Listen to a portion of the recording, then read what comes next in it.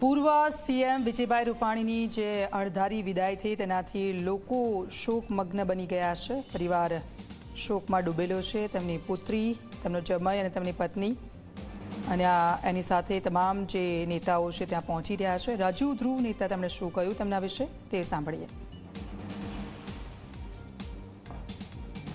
Ahmedabad plane દુર્ઘટનાની અંદર પૂર્વ મુખ્યમંત્રી વિજય રૂપાણીનું નિધન થયું છે। મારી સાથે ભાજપના પ્રવક્તા રાજુભાઈ ધ્રુવ છે, તેમની સાથે વાત કરીશું।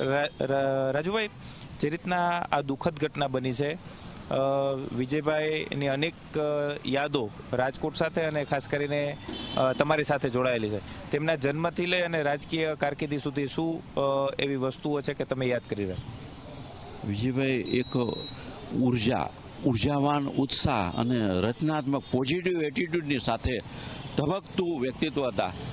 એમના જીવનમાં ક્યાંય કોઈના માટે કડવાશ નહોતી, ક્યાંય કોઈના માટે નફરત નહોતી।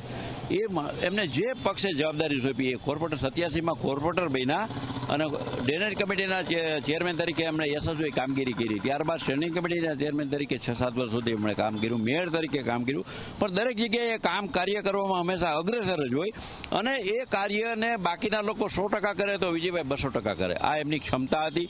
એમણે જે રીતે રાજકોટના વિકાસમાં ફાળો આપ્યો છે, આજે રાજકોટને જે આપણે અગ્રેસર જોઈએ છે ભારતના વિકસિત શહેરોમાં રાજકોટનું નામ આવે છે, એમાં હું માનું છું કે વિજયભાઈ રૂપાણીનું મોટું પ્રદાન છે।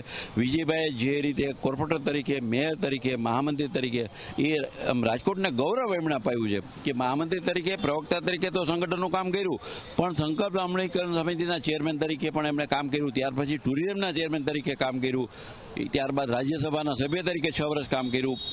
મ્યુનિસિપલ ફાઇનાન્સ બોર્ડના ચેરમેન હોય, ધારાસભ્ય હોય, કેબિનેટ મિનિસ્ટર હોય, પ્રદેશ અધ્યક્ષ હોય કે મુખ્યમંત્રી હોય, પક્ષે એમના પર જે કંઈ જવાબદારી મૂકી એ એમણે યશસ્વી રીતે પૂર્ણપણે નિભાવી છે। આજે એક પ્રજાવત્સલ, એક અજાતશત્રુ રાજપુરુષ કેવો હોય એનું આદર્શ ઉદાહરણ આપણે વિજયભાઈમાં જોવા મળે કે સામાન્ય પ્રજાજન સાથે જોડાયેલો એક રાજનેતા કે જેને કોઈ ખુરશી એના મગજ પર ન ચડી, એ હંમેશા ખુરશીથી પર રહ્યા, સામાન્ય લોકો સાથે હળવું મળવું અને એમ કહે છે કે પ્રજાવત્સલ શાસક કેવો હોય તો માનું છું કે એનું આદર્શ ઉદાહરણ વિજયભાઈ હતા। સામાન્ય જનસેવક, સામાન્ય નગરસેવક કે સરપંચ કે તલાટી, જે કંઈ રાજકીય ખોટ કેવડી? રાજકીય ખોટ બહુ મોટી ખોટ એટલા માટે કે વિજયભાઈ જે ભારતીય જનતા પક્ષ મજબૂત સૌરાષ્ટ્રમાં થયો છે, એમાં વિજયભાઈનો ફાળો મોટો છે। 7 લોકસભાની સીટો હોય કે વિધાનસભાની 52-55 સીટો હોય, આ મેળવવામાં જે રીતે વડાપ્રધાન નરેન્દ્રભાઈ મોદી મુખ્યમંત્રી હતા અને એમના એક સાથીદાર તરીકે એમણે જે રીતે સંગઠનાત્મક કામગીરી કરી છે, એ ન ભૂતો ન ભવિષ્યથી જેવી વાત છે અને હું માનું છું કે એમની ખોટ કોઈ પૂરી નહીં શકે। ચોક્કસ જ રાજુભાઈ ધ્રુવ સ્પષ્ટ શબ્દમાં કહી રહ્યા છે કે રાજકીય ખોટ છે તે ખૂબ જ મોટી પડી છે અને જ્યારે વિજયભાઈ રૂપાણીનું અવસાન થયું છે ત્યારે તેમના પરિવારજનો અને સ્વજનો છે તે શોકમગ્ન જોવા મળી રહ્યા છે। કેમેરા પર્સન ઉદય પવાર સાથે ગૌરવ દવે, ઝી મીડિયા, રાજકોટ।